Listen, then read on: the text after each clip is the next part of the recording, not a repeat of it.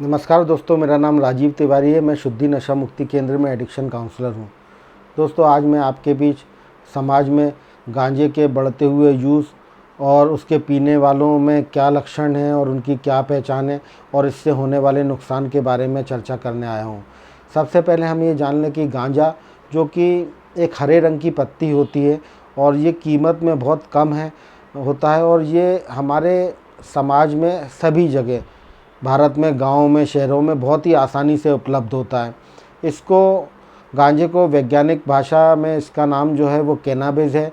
इसको इंग्लिश में marijuana कहा जाता है।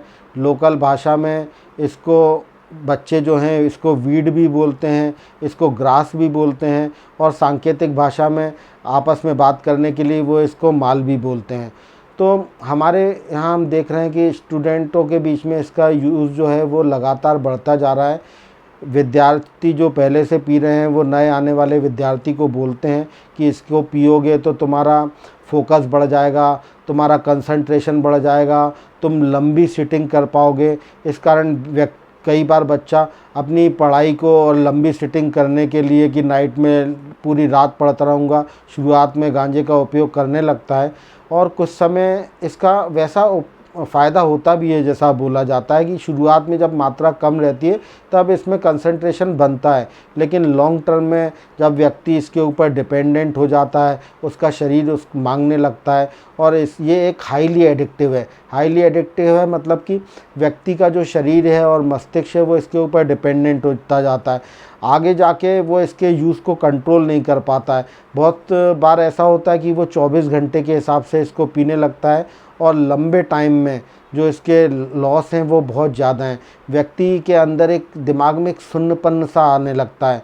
वो जो है वो इनएक्टिव होता जाता है, उसकी सक्रियता कम हो जाती है, वो स्लो हो जाता है, वो धीरे धीरे काम करने लगता है, वो धीरे धीरे बोलने लगता है, वो चीज़ों को भूलने लगता है।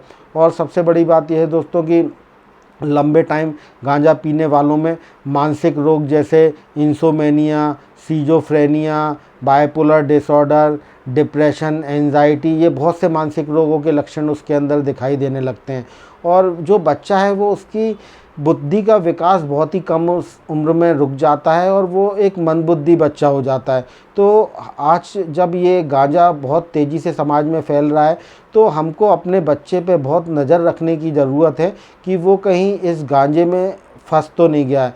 जो गांजा है इसको, ये जो हरी पत्ती में रहता है, इसको जला के पिया जाता है, इसको बीड़ी में भर के पिया जाता है, सिगरेट में, चिलम में, हुक्के में, रोलिंग पेपर में, और एक ये लोग आजकल बोतल में पाइप लगा के बनाते हैं जिसको कि बोंग बोलते हैं, बोंग में भर के और जलाकर पिया जाता है।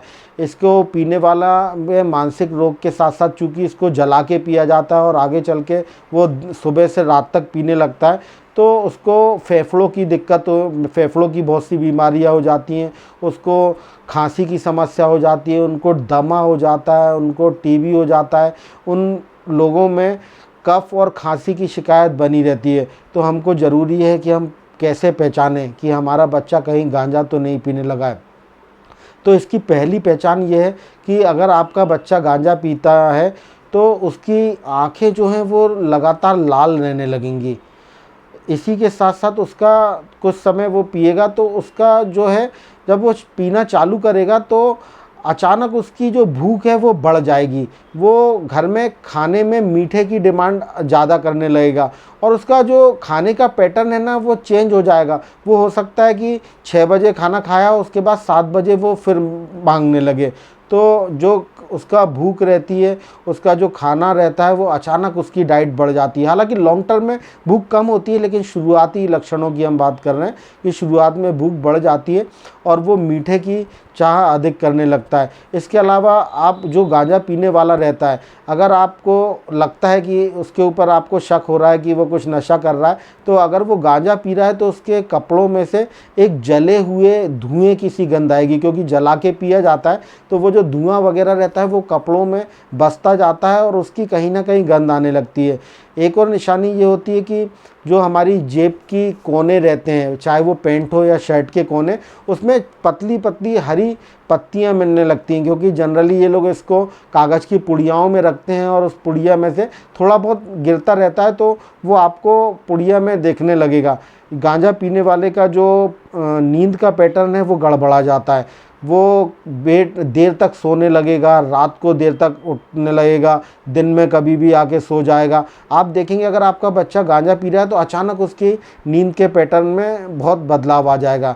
इसके अलावा वो बच्चा जो है वो अकेले रहना ज़्यादा पसंद करने लगेगा, वो कम बोलने लगेगा, उसकी जो रिएक्ट करने का जो टाइम है, रिएक्ट करने का जो टाइमिंग है वो कम होती जाएगी, वो स्लो रिएक्ट करने लगेगा। बहुत सी बातों पे नॉर्मली जिसमें व्यक्ति को गुस्सा आ जाता है तो वो गुस्सा करना कम कर देगा।